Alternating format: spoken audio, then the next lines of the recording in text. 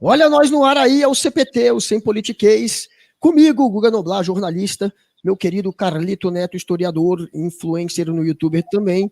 E o convidado hoje é o Bruno Paes Manso, ele que é escritor, um dos que mais entende sobre milícia, esse assunto que vocês adoram, né? Esse assunto que está em voga, graças a esse governo aí que está no poder. Dizem que é um governo que tem ligações, o presidente teria ligações com milicianos, a gente vai tirar essas dúvidas com o Bruno.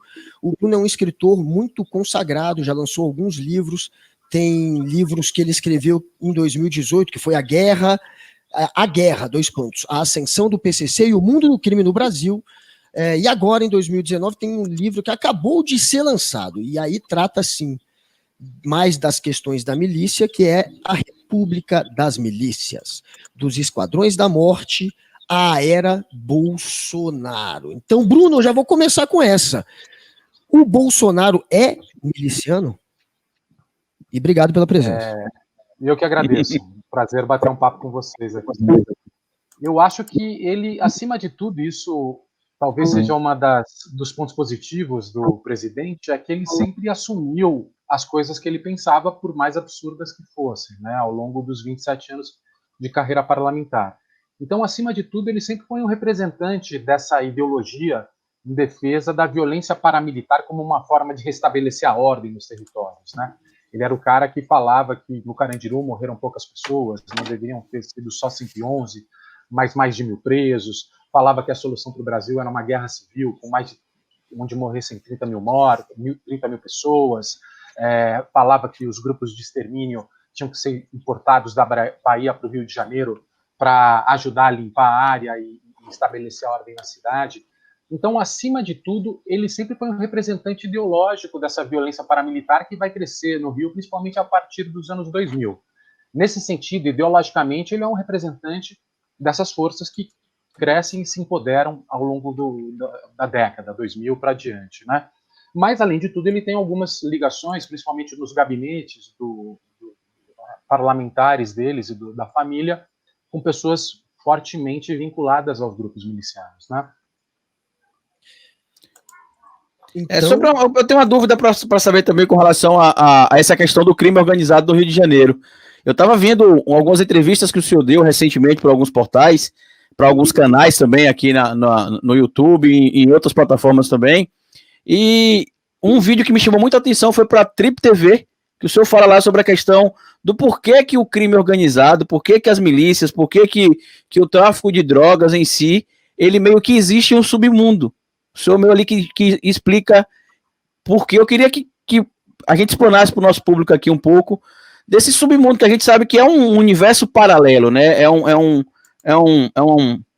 segundo lugar que existe, que a gente sabe que está ali, que as autoridades públicas sabem também, mas por algum motivo, que o senhor até explica lá, eles não acabam com isso.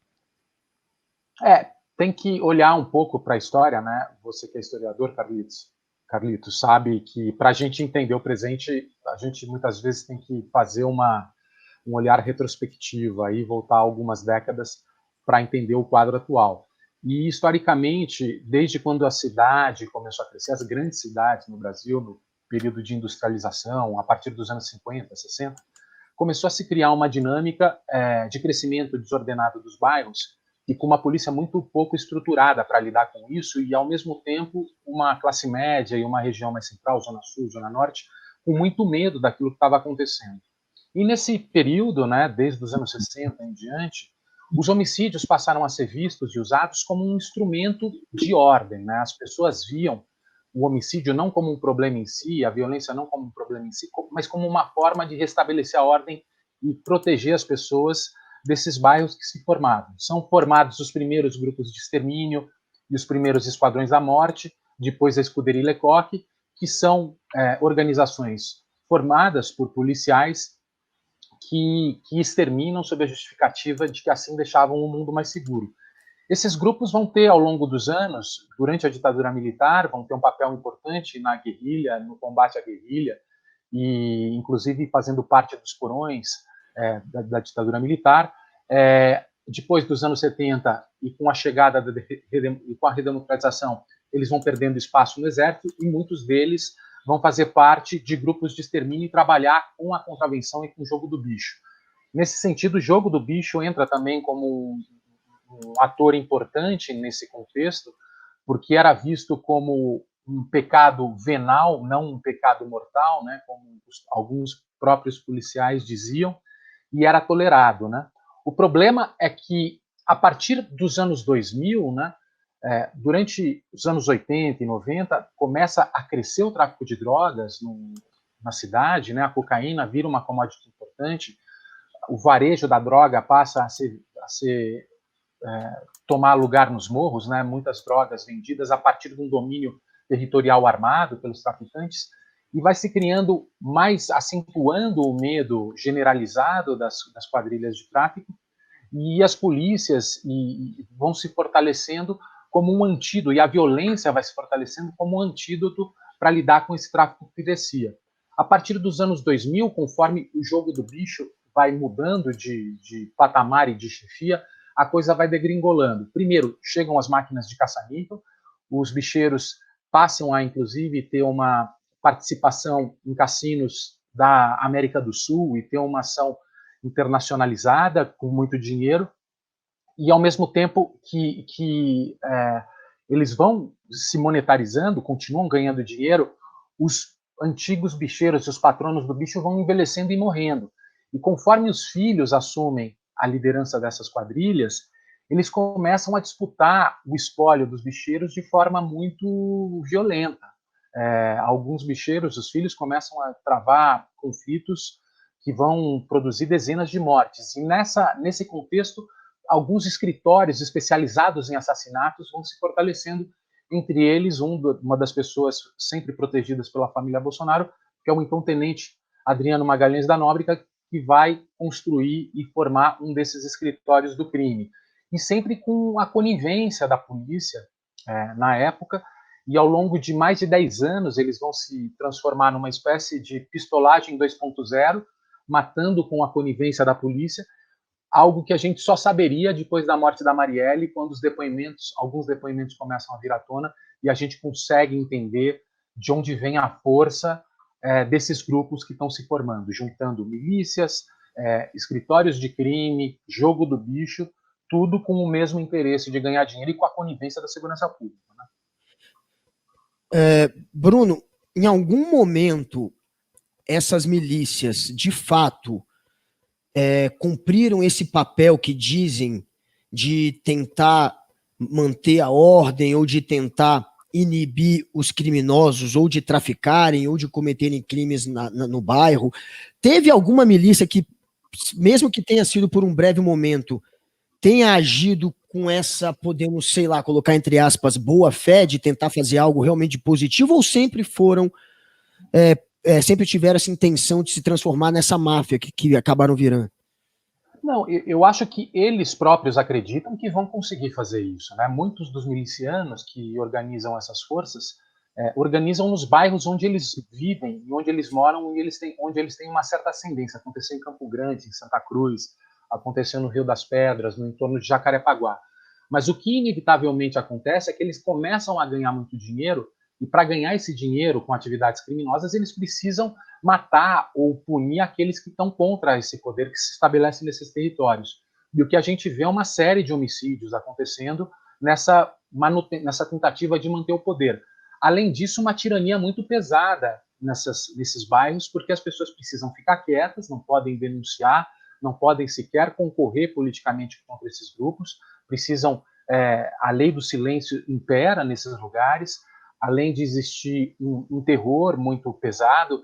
Um promotor de Santa Cruz, por exemplo, o Luiz Antônio Aires, falando sobre os cemitérios clandestinos que são montados, né, quando os milicianos passam a atuar, ele fala que tem um desafio ainda maior, que, para piorar, eles ainda sabem como é que ocorrem as investigações e conseguem trabalhar com contra-informação para dificultar as informações e investigações da polícia. Então, no caso dos cemitérios clandestinos, quando os cemitérios clandestinos começaram a ser descobertos, o Luiz Antônio Aires conta que eles começaram a enterrar dentro dos próprios cemitérios públicos, porque eles sabiam que ia ser muito mais difícil conseguir uma autorização para descobrir os corpos enterrados nesses cemitérios. Então, o drama acaba sendo esse, né? são tiranos que passam tanto com o dinheiro da droga, como com esse poder paramilitar e com as receitas da atividade criminosa paramilitar, impor a tirania e o terror nesses territórios para as pessoas que vivem nesses lugares. Você citou aí, professor, a questão do jogo do bicho, né? E ontem a gente teve, inclusive no dia que a gente está gravando esse podcast, no dia anterior aconteceu o assassinato do Fernando Ignacio, que é o genro do Castor Andrade, o famoso bicheiro, no Rio de Janeiro. E o que é bem interessante é que recentemente a gente viu também outros herdeiros do jogo do bicho no Rio de Janeiro, sendo vítimas de atentados, tendo sua vida ceifada também. Agora o genro, inclusive a luz do dia. Com relação a migração ali do jogo do bicho para a milícia, hoje os grupos são homogêneos dentro dessas organizações, ou tem as subdivisões entre os que cuidam basicamente do gás, da TV, os que são responsáveis pelo jogo do bicho, ou eles se tornaram grupos homogêneos, mas cada um dentro da sua função? Não, são negócios diferentes. A morte do Fernando Inácio já era cantada desde o final dos anos 90, né, quando, depois da morte do Castor de Andrade, que um dos filhos dele foi assassinado, e o Fernando Inácio, que era casado com uma das filhas do Castor, começou a brigar com o Rogério de Andrade, né? Inclusive, um filho do Rogério de Andrade, de 17 anos, morre numa explosão, e essa promessa de vingança permanece durante décadas. Além disso, outra pessoa que é importante nessa cena é o Rogério de Andrade, não, o Rony Lessa, que trabalhou para o Rogério de Andrade, como segurança do Rogério de Andrade, inclusive perdeu a perna num atentado quando ele era segurança do Rogério de Andrade. Então são coisas que se interconectam, né?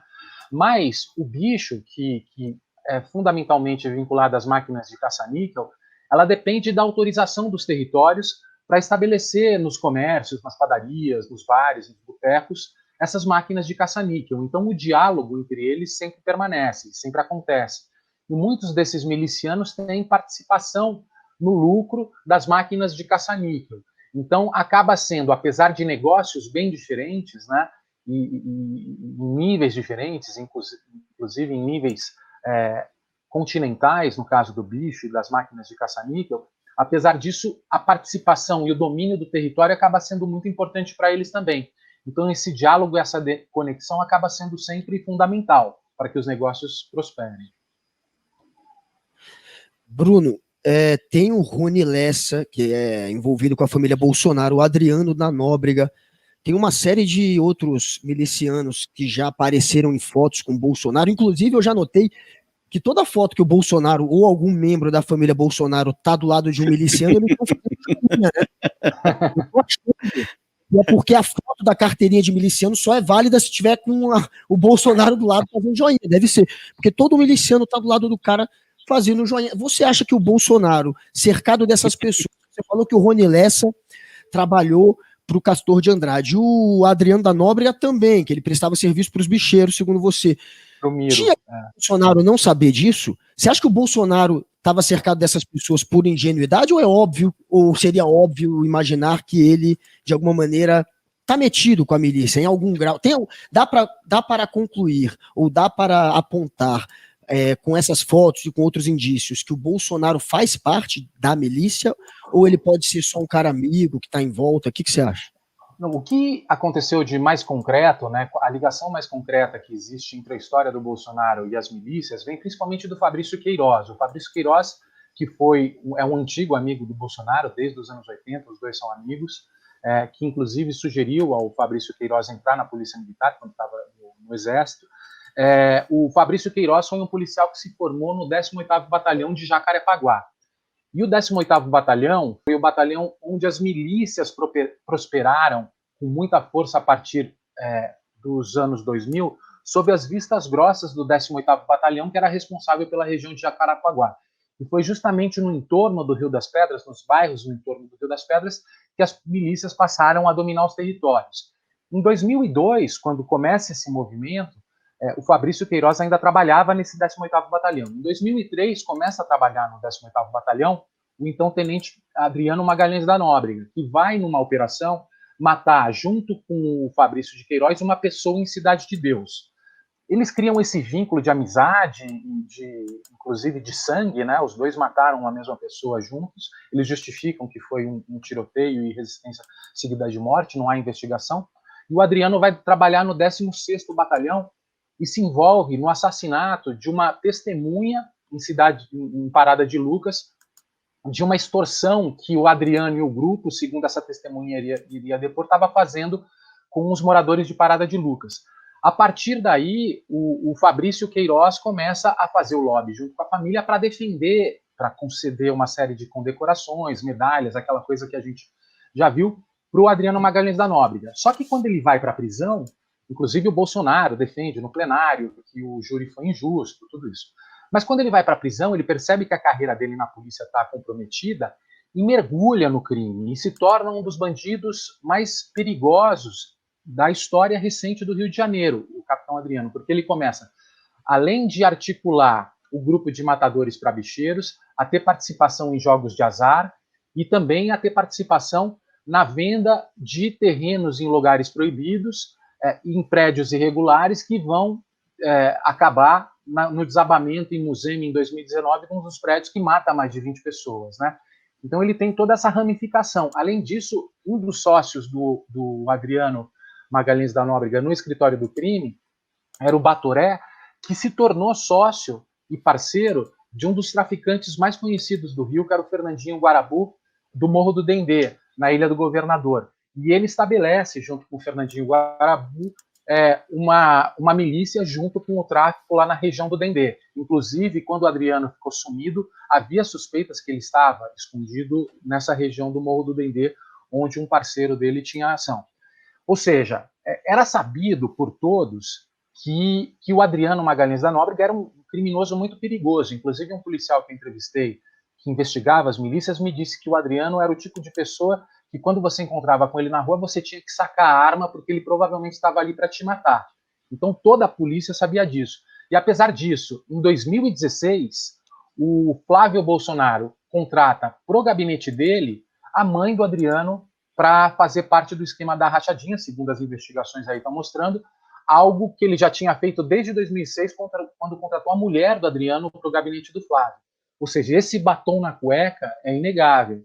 A gente consegue identificar. A gente precisa lembrar também uma situação aqui específica, professor, que tem um vereador do Rio de Janeiro chamado Ítalo Ciba, que ele alega que estava preso com o Adriano da Nóbrega e que ele foi testemunha ocular de visitas que o Flávio Bolsonaro fez ao Adriano da Nóbrega. O Flávio Bolsonaro nega esse tipo de visita, inclusive alega que a única visita que ele fez foi a visita para a condecoração, mas que ele não fez nenhuma visita, melhor, a primeira menção que ele fez ao Adriano da Nóbrega em relação à cadeia foi na questão da medalha, mas que a visita ele nunca teria feito. E o vereador Ítalo Ciba, que é um ex-parceiro do Adriano da Nóbrega de cela, né, um ex-companheiro de cela, ele confirma isso, ele diz que viu por mais de uma vez, inclusive, o Flávio Bolsonaro indo visitar o Adriano da Nóbrega, e agora com essa denúncia que está validada pelo Ministério Público, né, a denúncia feita no dia 15 de outubro, mas somente homologada e aceita agora, a gente vê lá todo o vínculo atrelado, e segundo a denúncia, o Flávio Bolsonaro teria repassado para o Adriano da Nóbrega, através do esquema de rachadinha, aproximadamente R$400 mil. Esses R$400 mil, se realmente foi repassado, o senhor acredita que tenha sido lavado supostamente ali mesmo, na pizzaria da mãe do Adriano, ou ele adentrou ali, foi enraizado nas milícias, foi investido realmente em construção de prédios, ou não, foi um negócio literalmente separado, baseado no histórico das milícias aí com o Adriano da Nóbrega? Eu acho que, enfim, a gente precisa entender, ver como ocorre o desdobramento dessas investigações. Você citou uma série de ocorrências, mas vale também citar que quando o Fabrício Queiroz foi preso num sítio do advogado do Wassef, que é amigo da família Bolsonaro, com aquele bonequinho do Tony Montana, do Scarface, aquele traficante do Scarface atrás dele, né? Ele vinha mantendo contato com a família do Adriano para ajudar a família do Adriano, que estava foragido, e dando todo o suporte para eles, né? Ou seja, havia um apoio explícito ainda naquele momento, já quando o Bolsonaro era presidente, não apenas a fuga, como ao apoio e o suporte ao Adriano, né? Isso é sempre interessante lembrar. E não deixa de ser interessante também do advogado da família do Adriano Magalhães da Nóbrega, que é um advogado muito competente, por sinal, que é o Dr. Cata Preta, que eu conversei com ele algumas vezes. Ele vira também o advogado do Fabrício Queiroz, quando o Fabrício Queiroz é preso, né? Claro que não dá para fazer ilação, mas você vê que tem uma patota aí, um círculo muito, muito pequeno, fechado, né? Agora, sobre essas investigações que estão sendo feitas, eu acho que o que as investigações mostram é que, além da divisão do salário do gabinete dos parlamentares ligados à família, como no caso do Flávio, da verba do gabinete, né, que é a chamada rachadinha, existia todo um desafio de lavar esse dinheiro, de esquentar esse dinheiro nas lojas de chocolate e em diversos outros empreendimentos. Então, havia um esquema profissional para, além de desviar os recursos, esquentar esses recursos e justificar esses recursos. Parece que o que implica e o caminho parece que leva por esse lado. E fora isso, o Adriano, quando ele foi morto pela polícia, ele estava em uma fazenda na Bahia, que é ligada a um político também, do PSL, se eu não me engano, né? Mas segundo eles foi só coincidência, Guga. O rapaz... são as coincidências que cercam o clã Bolsonaro, né? Só coincidência. A mãe do Adriano realmente estava junto com a mãe do Fabrício Queiroz, né? Nesses últimos tempos, tem foto deles juntos, eles estão inteiro ali juntos. Você acha que o Bolsonaro, indo agora para aquela história da Marielle, eu imagino que está todo mundo aqui querendo ouvir esse ponto também. Você acha que o Bolsonaro pode estar envolvido, tem essa chance dele estar envolvido no assassinato da Marielle? Olha, houve muita investigação, né, e por enquanto não foi identificado nenhum tipo de ligação mais direta, né, e nenhum tipo de envolvimento. O que se sabe, por enquanto, é que o Rony Lessa e o Elcio Queiroz, o Rony Lessa, existem muitos indícios que ele foi a pessoa que deu os tiros, e o Elcio Queiroz estava dirigindo. Existe a dúvida quem teria sido o mandante e por que eles teriam decidido matar a Marielle num período muito delicado politicamente, que era quando o Rio começava a fazer uma intervenção, sob comando, inclusive, do Braga Neto, que depois viria a ser o chefe da Casa Civil do Bolsonaro. Então, por que matariam, os milicianos matariam a Marielle, ou matariam uma vereadora importante, e que teria a repercussão que teve, né? Num momento quando todos os holofotes estavam voltados para a cena do Rio de Janeiro, né? Porque a gente sabe que o crime, nesses momentos, eles se retraem. A gente viu isso nas Olimpíadas, viu isso na Copa do Mundo. Eles sabem que quando existem muitos holofotes, é o momento de você se retrair para depois você continuar ganhando dinheiro sem ser preso naquele momento, né? Então, por que eles teriam agido um mês depois da Marielle? Será que teria alguma motivação política? Será que eles teriam tentado desmoralizar a intervenção? Será que era um motivo a vingança contra o Marcelo Freixo, que nos últimos anos, além da CPI das milícias, ele tinha contribuído para uma investigação da Cadeia Velha, que é uma operação também no Ministério Público que prendeu conselheiros, antes tinham prendido conselheiros, depois prendeu pessoas da Assembleia Legislativa do Rio, envolvidas há anos em vários esquemas de corrupção. Essas dúvidas ainda estão abertas.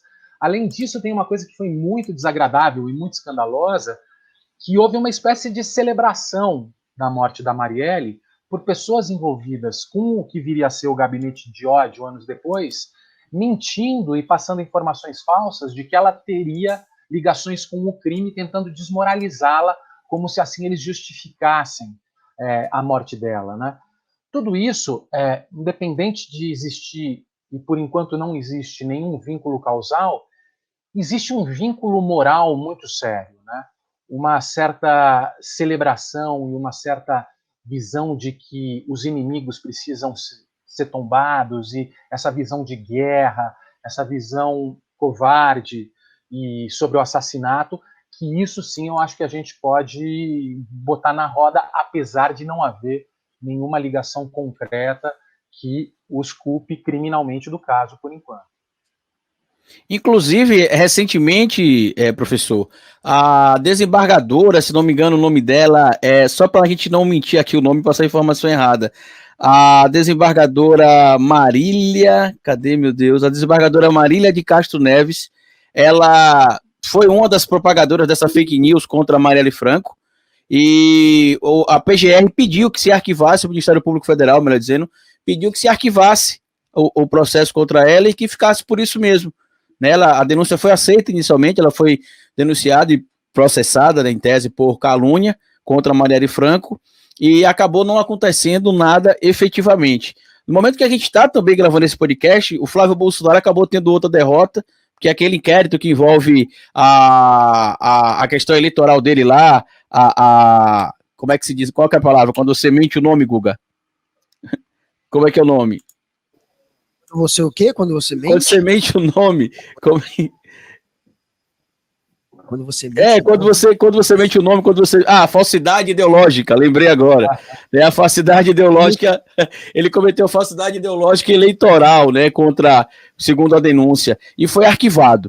E a gente está vendo esse desenrolar, é muita coincidência que cerca a família Bolsonaro, disso a gente não pode fugir, tanto que o Fernando Daflon, que ajuda a gente aqui nos dados também, ele descobriu que nas regiões de milícia, os votos tanto do Carlos Bolsonaro, quanto do Flávio Bolsonaro, quanto do Crivella, por coincidência, né, fechando esse ciclo de coincidências aí também, eles são muito elevados. Assim como também aquela situação que envolve lá os guardiões do Crivella, que tem gente também com ligações escusas, enfim.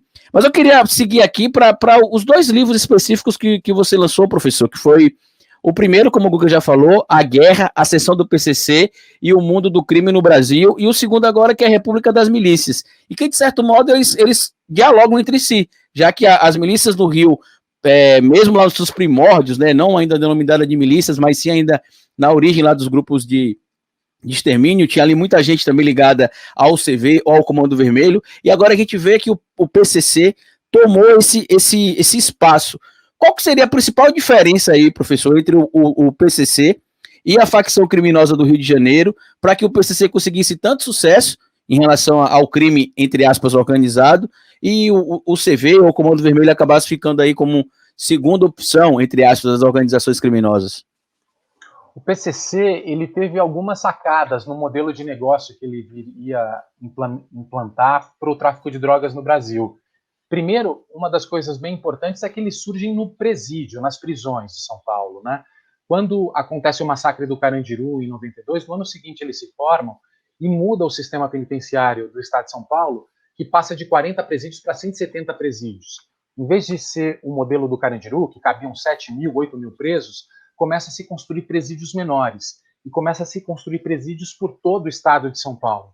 E eles são as pessoas que vão conseguir fazer a autogestão desse presídio, porque você começa a construir muito presídio, só que sem dinheiro suficiente para administrar o interior desses presídios, sempre com o dobro de presos em relação à quantidade de vagas. O Estado acaba terceirizando essa gestão para os presos, que passam a definir regras, protocolos, o que pode, o que não pode, comida que entra, comida que não entra. Claro, sempre respeitando certos limites estabelecidos pelo sistema penitenciário, mas eles fazem essa autogestão e estabelecem uma ordem no interior dos presídios.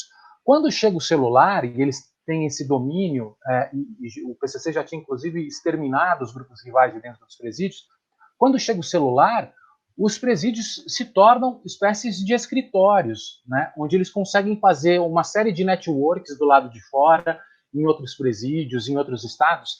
E, a partir de 2003, quando o Marcola e o grupo dele assumem, eles percebem que, em vez de ficar disputando a venda nos territórios, como o Comando Vermelho faz, as disputas com o Terceiro Comando Puro, o ADA e tudo mais, faz parte da história do Rio, o negócio e o dinheiro estava nas fronteiras. E eles partem para as fronteiras, para o Paraguai e para a Bolívia, para vender droga no atacado. E aí sim entrar no dinheiro grande e fugir dos conflitos dos territórios, né, das favelas, que precisa pagar propina para policial, precisa comprar armas para defender o território e tudo isso. Então eles entram no atacado da droga e com esses contatos que eles têm nos presídios, né, em vários presídios do Brasil, eles começam a espalhar e fazer contatos para vender drogas para outros estados, reconstruindo e redefinindo o modelo de negócio do tráfico no Brasil, que é feito em quase todos os estados a partir das gangues prisionais, das gangues que estão dentro do presídio e a partir do celular, uma série de formas de comunicação, administram o lado de fora dos presídios. Então, isso é bem importante. No caso das milícias e do Comando Vermelho, eles dependem muito, o modelo de negócios deve estar muito vinculado ao território, né? o Rio de Janeiro, algumas pessoas aí no Rio, durante esse processo de reportagem que eu fiz, faziam muito a metáfora do Game of Thrones, né? Como se fossem diversos reinos com seus reis e seus exércitos, né, muito fortemente armados, disputando o território entre si, né? Isso gera um custo muito pesado, isso gera gastos muito pesados, sem falar com os gastos de arrego, que são muito elevados e tudo mais. E as milícias entram depois como mais uma facção a disputar esses territórios na cidade e no estado do Rio de Janeiro. Então, essa ligação territorial e esse vínculo com o território acaba deixando o negócio mais violento e mais prejudicial nos ganhos que eles podem ganhar. Quando eu sou dos anos 80, eu nasci em 81, quando eu era criança, os Comando Vermelho tinha uma moral gigantesca, né? Eu me lembro que quando eu era da primeira série, a gente inventou de fazer uma peça de teatro e a gente criava a peça. E a história foi tráfico de drogas, eu era da primeira série. A história que a gente criou foi exatamente tráfico de drogas, era a gente era bombardeado com isso o tempo inteiro na TV. E aí eu me lembro que eu perguntei até lá na direção da escola, eu posso pintar a parede para criar o cenário? E eles falaram que eu podia. E aí eu peguei a tinta, cara, peguei a parede lá do teatro que era branca e saí pintando. E aí uma das coisas que eu coloquei foi CV bem grande, que era Comando Vermelho, eu era da primeira série. Aí depois a diretora deu um esporro, porque ela achou que eu tinha escrito cu, ela não entendeu o que era CV, ela achou que... Fora isso, eles disseram que não tinham me autorizado a pintar a parede branca da sala. Eu imagino que eu pintei. E aí eu tive que depois ficar dias e dias tentando limpar aquilo, eu e a galera. Mas enfim, o CV tinha essa imagem, eu era da primeira série, eu fui lá, pintei CV, que parecia cu. Mas agora, o PCC que manda. E eu lembro que teve aquela história lá de São Paulo, que o Cláudio Lembo, quando era prefeito, rolou o pau em São Paulo, casa, todo mundo sitiado, ele era governador, desculpa, ele era o vice, tinha assumido. Ele era governador, o Cláudio Lembo, e ele teve, teoricamente, essa é a história, que negociar com o PCC para conseguir restabelecer a ordem em São Paulo. O que você tem a falar desse episódio? O PCC é um poder paralelo com essa força toda? Se ele quiser, ele arrebenta com a cidade, tem que negociar, não consegue só na base da força de segurança controlar o PCC? Eles são realmente um poder paralelo? Naquele momento, né, em 2006, de fato, houve um jato fretado, inclusive, com uma advogada, que era representante de uma ONG, que depois foi investigado, tinha ligações com a facção, né, e que ela foi ouvir do Marcola, que o Marcola não havia sido ferido ou que estava bem de saúde, para, a partir do momento que o Marcola desse esse aval, os ataques parassem, né, no fim de semana que morreram diversos policiais. Mas isso, se tem uma coisa que a gente precisa registrar, foi público. Eles não fizeram isso escondido, eles chamaram e falaram para a imprensa que iriam fazer aquilo, porque era uma situação muito delicada, a primeira vez que tinha acontecido, e eles falaram que iam fazer isso, né? E, assim, o que aconteceu, eu não acho que o PCC tem essa força. Inclusive, eu já falei com um advogado do PCC, que depois desses ataques de 2006, houve uma reação muito forte da polícia contra o PCC, inclusive gerou os chamados crimes de maio, e uma ONG muito poderosa e importante aqui em São Paulo, da Débora Silva, das Mães de Maio, que passaram a protestar contra a morte de pessoas, muitos filhos dessas mães, que estavam na semana seguinte aos ataques do PCC, que foram mais de 500 homicídios, e muitos deles com suspeitas de execução da polícia. E esse advogado me contou que ele falou o seguinte para os caras: gente, o que vocês fizeram? O Estado sempre ganha. E o PCC, de alguma forma, ele tem essa visão estratégica, e eles falam muito isso, que eles crescem na brecha do Estado. Eles percebem as fragilidades do Estado para ganhar dinheiro e saber onde eles podem crescer.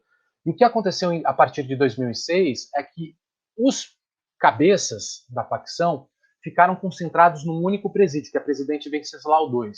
E, de alguma forma, tinham capacidade e possibilidade de conversar entre eles. Para o lado do Estado, isso era uma justificativa que eles conseguiam grampear e acompanhar as negociações e os negócios que eles faziam mais de perto, pelos grampos e pelas escutas dentro dos presídios. Mas foi justamente nesse contexto e nesse ambiente que o PCC explodiu e cresceu e estabeleceu esse novo modelo de mercado nacional de drogas, né?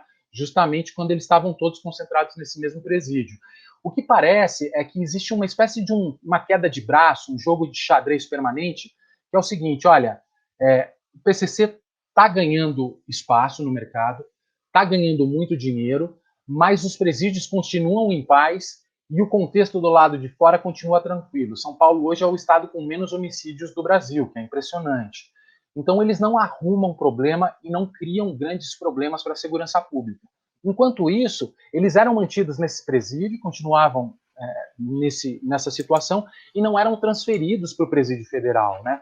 Essa transferência aconteceu só em 2019, quando o Dória assume e transfere a cúpula do PCC para os presídios federais, agora em 2019. E nada aconteceu. A gente tinha essa expectativa se o PCC iria reagir quando a cúpula foi transferida para o presídio federal. E eles não fizeram nada, porque, na verdade, eles ganham muito dinheiro. E quanto menos confronto, melhor para os negócios. Eles têm também essa visão pragmática e estratégica para saber onde a gente perde e onde a gente ganha. O confronto vale a pena por quê?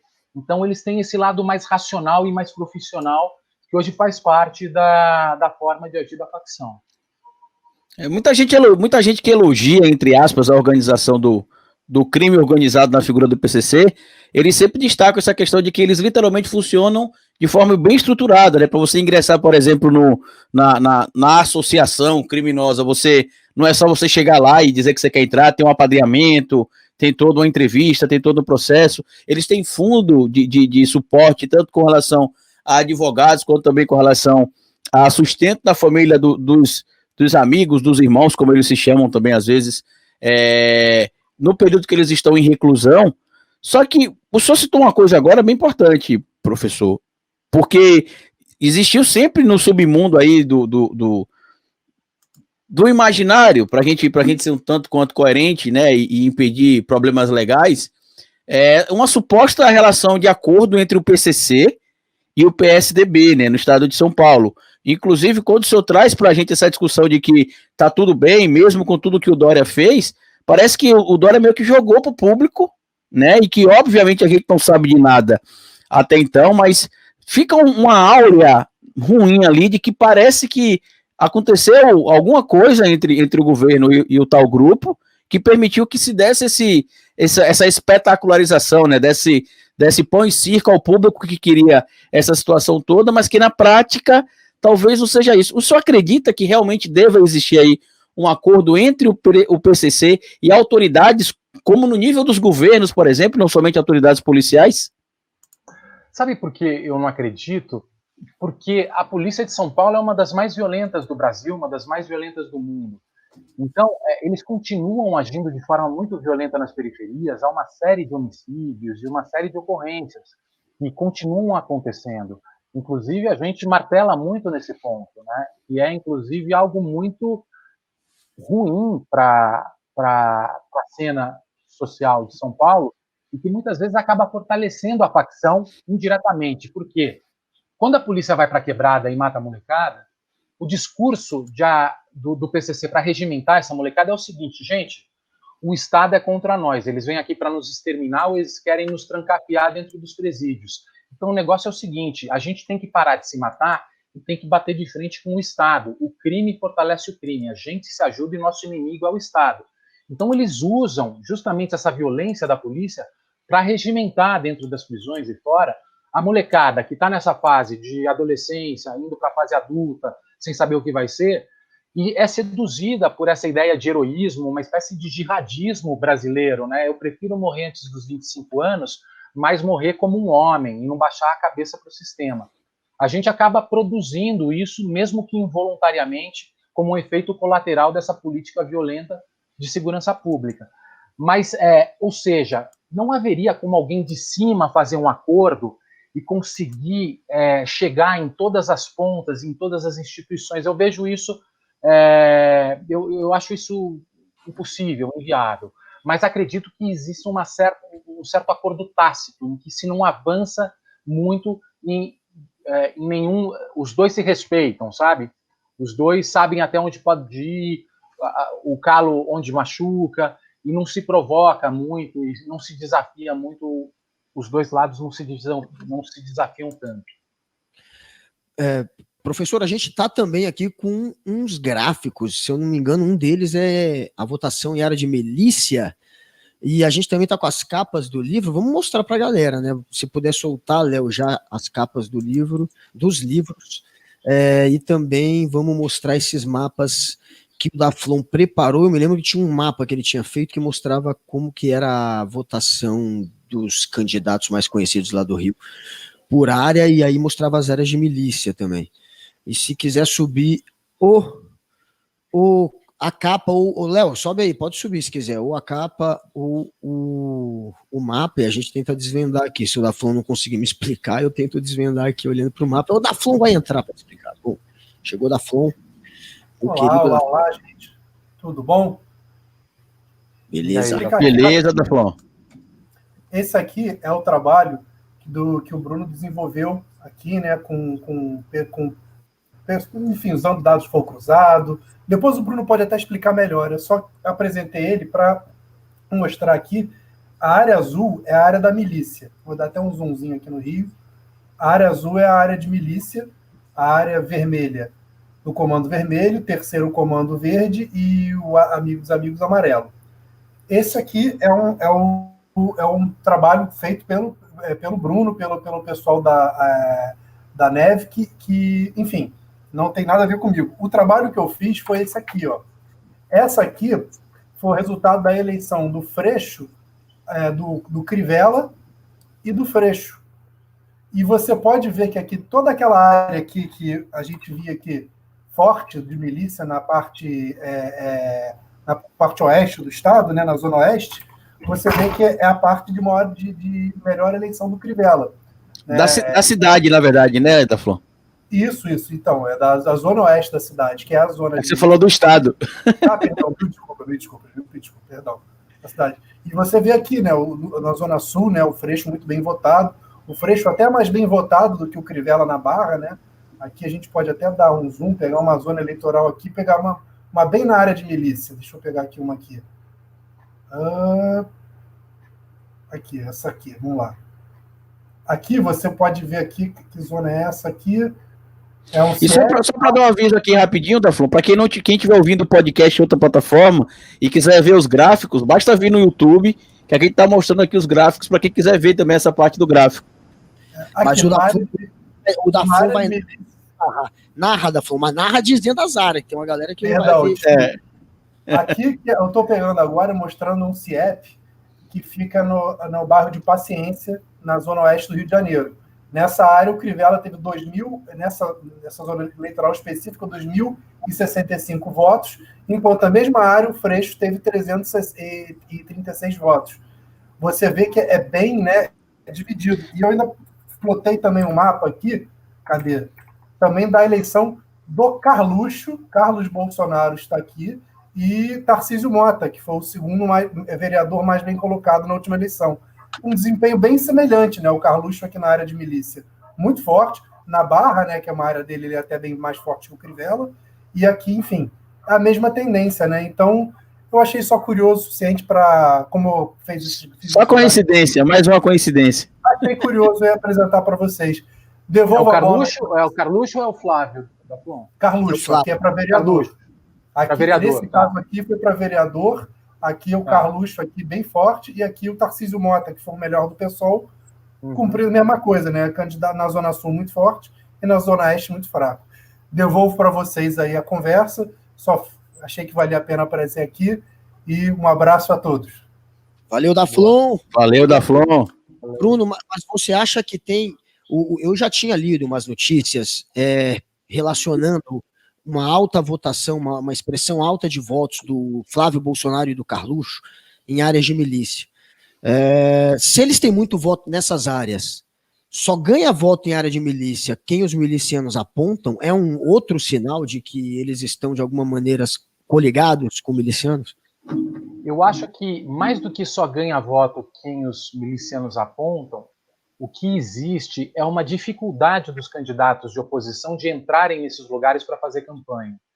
Então, as campanhas toleradas são as campanhas de pessoas que têm afinidades ideológicas com eles, né?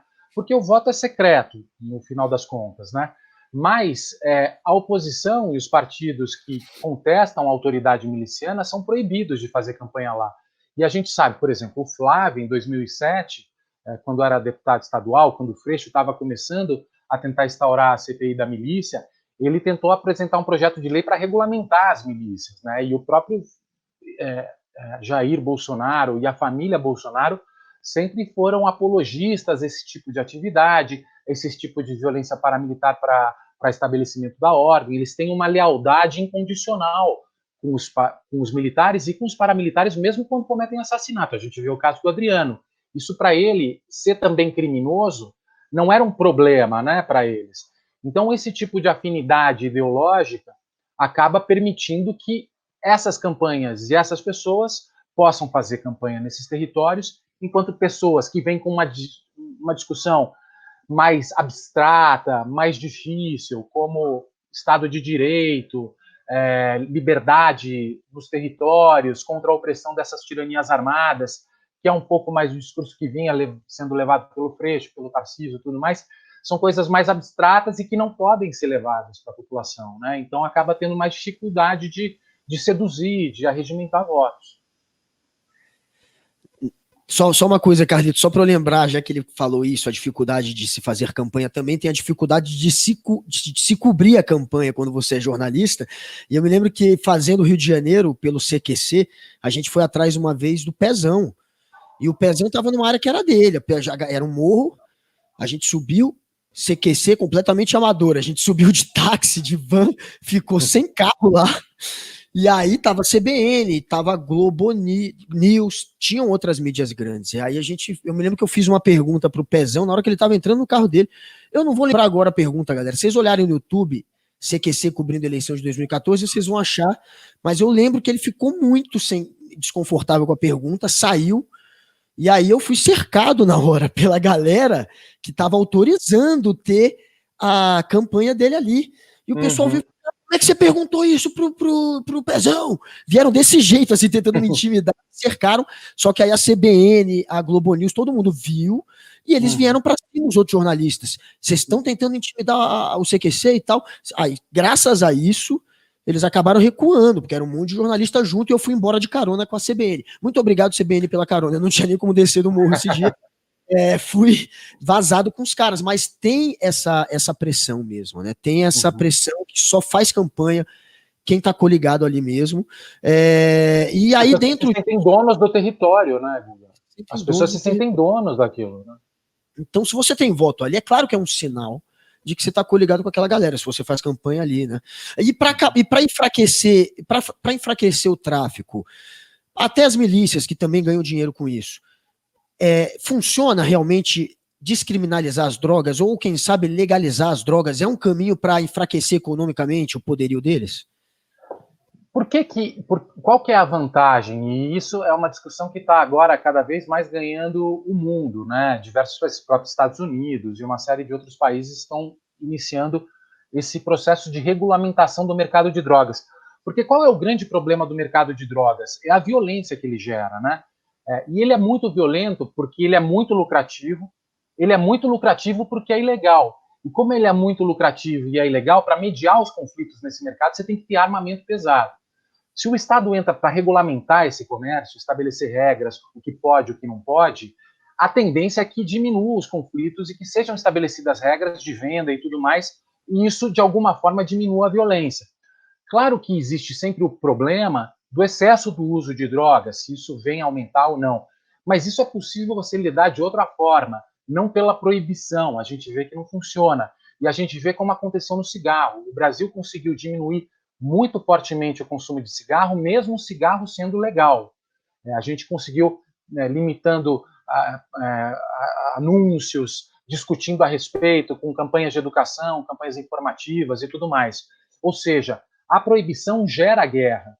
E essa guerra é o grande problema do tráfico de drogas. Então é necessário Estado, porque Estado é civilização, Estado é lei, Estado pelo menos é uma tentativa de se estabelecer uma certa civilidade num mercado que, por enquanto, é violento por ser ilegal.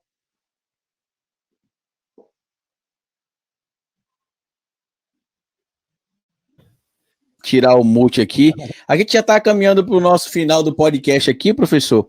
Mas, baseado em tudo que a gente conversou aqui, me remeteu muito à ideia do que acontece também no México com relação aos cartéis. É óbvio que lá a dimensão é muito mais amplificada que a nossa aqui, mas você acha que corre o risco de acontecer um dia no Brasil, como acontece, por exemplo, em Sinaloa, no México, de você ter o filho de um narcotraficante preso, como aconteceu com o Ovidio Guzmán, filho do El Chapo Guzmán, que foi preso, e aí os grupos de traficantes do cartel foram defender ele, dispararam diversos tiros nas forças de defesa do país. Foi literalmente uma guerra civil, até que o governo preferiu fazer um acordo com os insurgentes ali, né, com os contraventores, e decidiram liberar o Ovidio Guzmán, o filho do Chapo Guzmán. E agora, mais recentemente, o presidente do México também decidiu suspender a guerra contra o narcotráfico, que ele diz que, infelizmente, a quantidade de vidas que se perde de pessoas inocentes não tem trazido um resultado satisfatório. Você acha que aqui no Brasil a gente corre o risco, obviamente que dada cada dimensão, claro, de a gente acabar tendo um dia uma banalização tão grande a esse nível que acontece, por exemplo, com o cartel de Sinaloa no México? Eu acho que o risco maior, por enquanto, que a gente vive é das milícias e dos grupos paramilitares, que também foi um problema muito grande do México e da Colômbia, né? Como eles tinham cartéis muito poderosos e muito grandes, grupos paramilitares foram formados, fortemente armados e com muita influência no poder legislativo, executivo e no judiciário, que passaram a se infiltrar e a ter muito poder, inclusive político, e a fazer parte dessa guerra também, que foi muito pesada por conta dos paramilitares, que na Colômbia principalmente passaram, e no México inclusive, passaram também a vender drogas, né? E fazer parte dessa cena criminal. Então, os paramilitares são sempre um risco muito grande, porque eles têm a complacência, a conivência das autoridades, que acham que eles são parte do time. O traficante não, ele é visto como inimigo, é visto como bode expiatório, aquele que precisa ser combatido. Você imagina um deputado defendendo o tráfico no parlamento? Isso é impossível, a gente não consegue imaginar, porque ele vai ser associado a traição, né, a um traidor, porque está fazendo acordo com o inimigo. No caso do paramilitar, não. Tanto que um deputado que durante 27 anos defendeu a violência paramilitar foi eleito presidente do Brasil. Então, isso é o risco que a gente corre, né? Justamente esse populismo e essa ideia de guerra permitir com que esses criminosos se infiltrem nas instituições do Estado.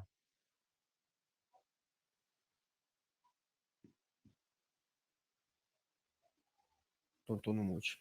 Tava no mute. Você tá no mute, Carlinhos. Opa, voltei. É porque eu não tô acostumado a ficar mutando e desmutando aqui, mas enfim, voltamos. Eu vi até uma pesquisa que saiu recentemente, professor Bruno, de que 14 cidades do estado do Rio de Janeiro, elas estão tendo acompanhamento mais próximo da polícia, porque tem tido uma infiltração muito grande de candidatos apoiados pela milícia. E a gente sabe, inclusive, que dentro da Câmara hoje do Rio de Janeiro, a gente não tem somente, por exemplo, o Carlos Bolsonaro, que teria elos próximos aí da sua família com a milícia. A gente sabe que tem muita gente que tem esse elo próximo com as milícias. E apesar, obviamente, de o voto ser secreto, numa sociedade paralela, como é a sociedade de controle das milícias, é óbvio que a gente não vai ter como ter a segurança que tem, por exemplo, em outras regiões. Como um pesquisador da área, é óbvio que essa pergunta é extremamente difícil, acho que seria a pergunta de $1 milhão, né? Qual seria as alternativas que o poder público poderia começar a tomar para que a longo prazo a gente, obviamente, enfraquecesse aí o narcotráfico, enfraquecesse também o Estado paralelo criado pela milícia? Olha, Carlito e Guga, eu acho que, enfim, existe uma discussão sobre soluções, né? Mas eu acho que, acima de tudo, a minha percepção é que falta ainda aos políticos assumirem a gravidade do problema e a necessidade de uma reforma profunda. E isso não vai ser um partido único que vai conseguir fazer, quando eles estão brigando entre si para ver quem chega no primeiro turno, no segundo turno, tudo mais, muitos voltados aos seus próprios interesses políticos. Eu acho que precisa ter um compromisso, em primeiro lugar, com as pessoas e os partidos ligados a esse campo democrático, para propor e assumir a gravidade do problema, para propor reformas necessárias e profundas às corporações policiais e à dimensão do problema que vive o Rio de Janeiro, né? Senão, se isso não é colocado na mesa, vai ser uma ou outra medida paliativa que, quando entra o outro prefeito, vai mudar, e quando entra outro governador, nada vai acontecer. Então, eu acho que precisa inicialmente um pacto político, né, das pessoas compromissadas, admitindo a gravidade e a delicadeza da situação do Rio, para que isso comece a ser colocado, né, para que as mudanças e as reformas comecem a ser colocadas na mesa, porque é um trabalho muito pesado, muito difícil, muito desafiador. O Freixo que o diga, né, que está aí nessa luta há muito tempo. Pois é. Mas aqui no Brasil a gente vê o resultado, né, o efeito colateral dessas guerras às drogas, dessas políticas de enfrentamento. A gente vê um monte de criança ou escola fechando, ou criança morrendo até na porta da escola, só que na periferia, e o povo não se revolta. Cara, se isso fosse em outro país, a política ia parar para debater só isso, a mídia ia parar para falar só disso. Aqui já está banalizado, morre o tempo inteiro, ninguém está mais... Você imagina um helicóptero voando sobre o Leblon, disparando porque tem um ladrão de carros disparando contra a população para baixo, né? Isso é impensável. Só que nas favelas isso acontece, né? E as pessoas aceitam. É uma coisa que realmente parece que as pessoas estão anestesiadas com as barbaridades que acontecem, né? Então você tem um complexo alemão com 100 mil habitantes, talvez 1.000 sejam traficantes, exagerando, e por causa disso, você tem operações de guerra diárias que fecham escola, fecham posto de saúde, as pessoas não podem trabalhar, voltar do trabalho. 99 mil pessoas ficam reféns de uma política irracional de segurança pública por causa de, no máximo, 1.000 pessoas, né?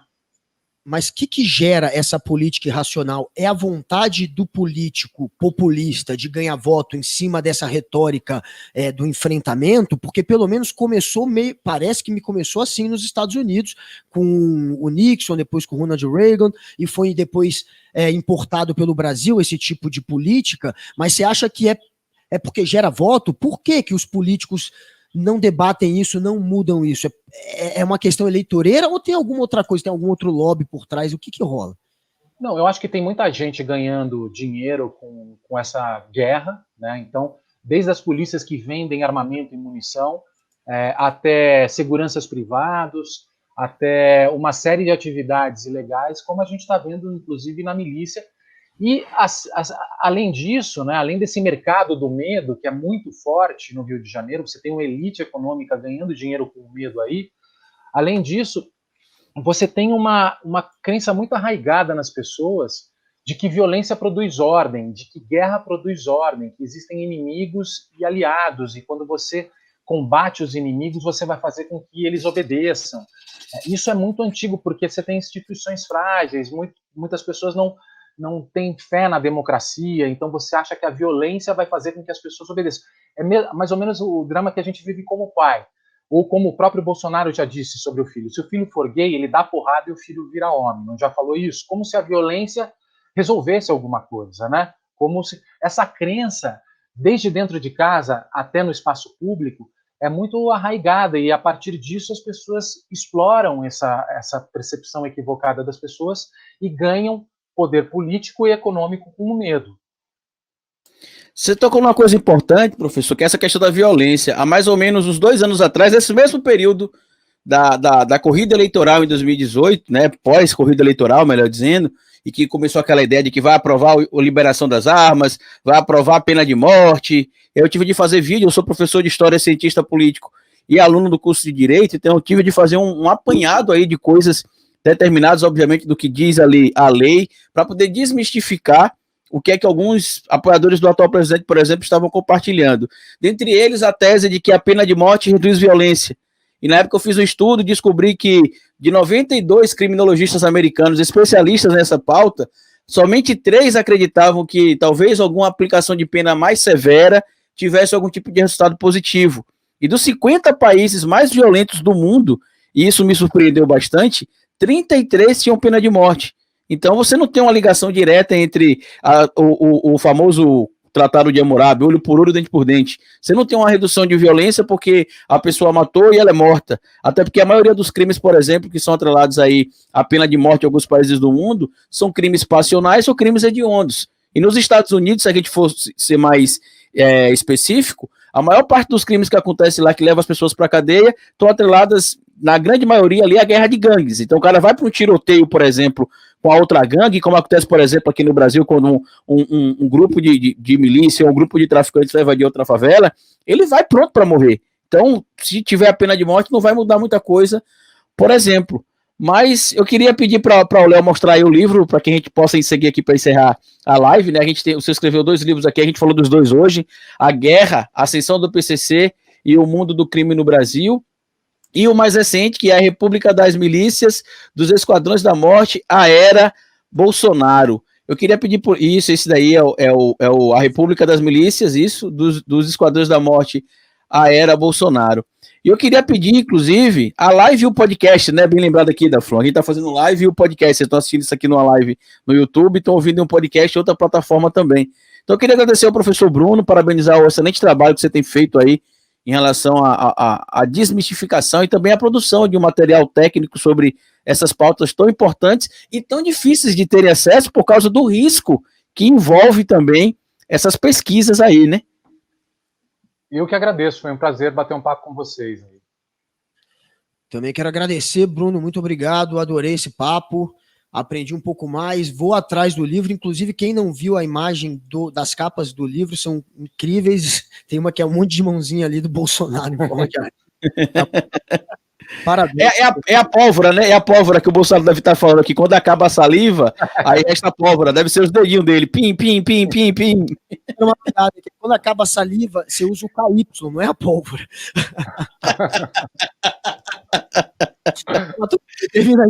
Isso é coisa de marica, tá ok? Então eu queria agradecer o pessoal que ficou aqui até agora é óbvio que eu tô fazendo uma referência ao presidente Bolsonaro, tá, gente? E eu queria agradecer o pessoal que ouviu o nosso podcast aqui em outras plataformas, que assistiu esse vídeo aqui no YouTube. Se você não é inscrito no nosso canal, o SPT, o Sem Politiquês Podcast, se inscreva, porque a gente está ampliando aqui o debate, vocês vão ver diversos diálogos aqui importantes, inclusive dentro da cultura pop.